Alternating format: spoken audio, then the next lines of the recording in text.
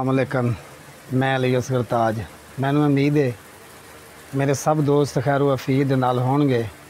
मेरा अज दा जिहड़ा व्लॉग है ये 12 वोल्ट का पेडेस्टल फैन, 12 वोल्ट का DC पेडेस्टल फैन, उहदे उत्ते मैं अज दा व्लॉग बना रहा वां।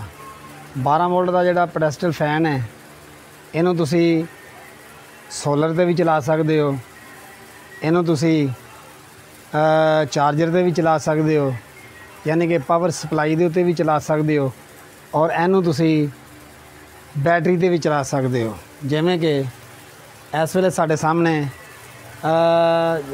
जड़ा DC 12 वोल्ट का पखा पेडेस्टल फैन है, ये इस टाइम ते सोलर प्लेटां दे उत्ते चलन डया है। यह साडी बैक साइड ते सोलर प्लेटां लगियां ने, ये 150 वाट दीयां 2 प्लेटां ने। इहदे नाल एक जड़ा एयर कूलर है वो भी चलता पाया, और दूसरा जड़ा असी उत्ते एक DC पेडेस्टल फैन जड़ा ना वो भी असी चलान रहे हैं। उत्ते सिर्फ असी इनू जड़ा ना वो व्लॉग बनाने वास्ते लैके आए हैं, ताकि जड़ा एक्सपैरीमेंट करते पे हैं वो तुसी भी बराह रास्त देखो। और ये जड़ा पेडेस्टल फैन है साडा, इनू अगर तुसी 12 वोल्ट की बैटरी के नाल चलाना चाहो तो 12 वोल्ट की बैटरी के नाल भी चला सकते हो।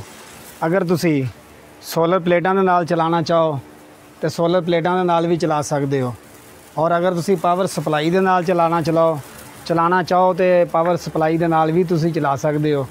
हुण जिवें कि तुहाडे सामने यह चलदा पिया वे सोलर प्लेटां दे उत्ते, मैं हुण इहनूं चलावांगा बैटरी दे नाल। बैटरी दे नाल जड़ा ना तुहाडा पेडेस्टल फैन ये सेम इस तरह ही चलेगा, सेम इस तरह ही हवा देगा जिस तरीके नाल ये सोलर प्लेटां दे रहा है। आओ ये कनैक्शन सोलर प्लेटां दे नाल उतार के ते बैटरी दे नाल करने हैं। लो जी, मैं ये कनैक्शन जड़े ने वो कर लगा मैं बैटरी दे नाल। ऐसे ये कनैक्शन कर दिते बैटरी दे नाल, और तुसीं वेख लो ये उस तरह हवा दे रहा है जिस तरीके नाल सोलर प्लेटां दे रहा सी, और उस तरह ही ये बैटरी दे रहा है। और इहदा एक जिहड़ा है वो फ़ायदा है वे कि अगर तुसी मिसाल के तौर पर किसी ऐसे इलाके दे विच हो जिस इलाके दे विच वापडा की बिजली मौजूद नहीं, उस जगह ते तुसी दो तरह ये तो फ़ायदा उठा सकते हो। दिने तुसी सोलर प्लेटां दे नाल चला सकते हो, रात नूं तुसी इहनूं बैटरी दे नाल चला सकते हो।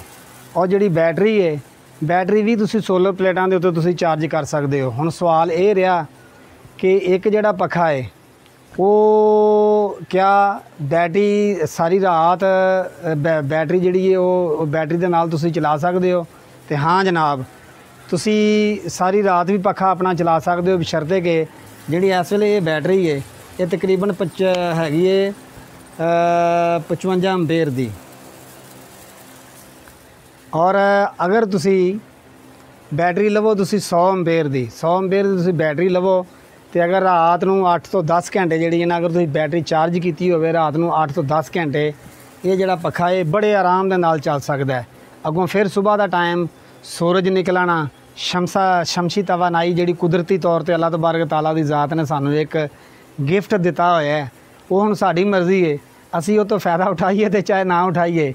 मैं समझदा वां कि खास तौर पर वो इलाके आम तौर पर तो जोड़े जिमें साढ़े शहरी इलाके ने या जिमें साढ़े पिंडां दे इलाके ने जिस जगह पर वापडा मौजूद है, असी उस जगह पर भी तो बहुत सारा फ़ायदा उठा सकते हैं। अपना जोड़ा घर है वह जोड़ा बिल है, बिल असी तकरीबन 50% असी घट कर सकते हैं। सोलर प्लेटां दे नाल छत वाले पखे चला सकते हो, तुसी पेडेस्टल फैन चला सकते हो, इस तो अलावा तुसी एयर कूलर भी चला सकते हो। और जिन्हां जगह पर बिल्कुल वापडा है ही नहीं उन्हां जगह के उत्ते भी जिहड़ा ना वो तुसी सोलर प्लेटां दे नाल एयर कूलर चला सकते हो, तुसी पेडेस्टल फैन चला सकते हो, तुसी सीलिंग फैन चला सकते हो, और तुसी रात नूं चलाउण वास्ते अपनियां बैटरियां चार्ज कर सकते हो। मैं अज दे व्लॉग दे विच तुहानूं पेडेस्टल फैन जिहड़ा ना वो चला के विखाया है सोलर प्लेटां दे नाल, और दूसरा मैं तुहानूं चला के विखाया है DC बैटरी दे नाल। और बैटरी जिहड़ी है असी पहले चार्ज की हुई सी, और जड़ा ना वो चला के विखाने का मकसद है वे कि अगर तुसी भी बैटरी चार्ज करके किसी ऐसी जगह पर रहिंदे हो जिस जगह पर वापडा नहीं है, या तुसी बिजली बचाना चाहते हो, सोलर प्लेटां ते तुसी बैटरी चार्ज करो, बैटरी चार्ज करके पखा तुसीं रात नूं भी चला सकते हो और बिजली जावे या बिजली आवे तुहानूं उहदे नाल जिहड़ा ना वो इंशाल्लाह कोई फ़र्क नहीं पेगा। तो मैनूं उम्मीद है कि अज दा जिहड़ा मेरा व्लॉग है ये तुहानूं पसंद आया होएगा। ਇਹਦੇ मतलब कोई भी तुसी अगर सवाल करना चाहो स्क्रीन ते मेरा WhatsApp नंबर जोड़ा वो मौजूद है। वॉइस मैसेज करके मेरे को कोई भी तुसी इलैक्ट्रिकल के मुतलका या सोलर पैनल के मुतलका सोलर सिस्टम के मुतलका सवाल कर सकते हो। ये नाल ही तुसी अली असगर ताज नूं इजाज़त दिओ। इंशाल्लाह फिर किसी नवे व्लॉग के नाल मैं तुहाडी खिदमत च हाज़र होवांगा। अस्सलाम वालेकुम।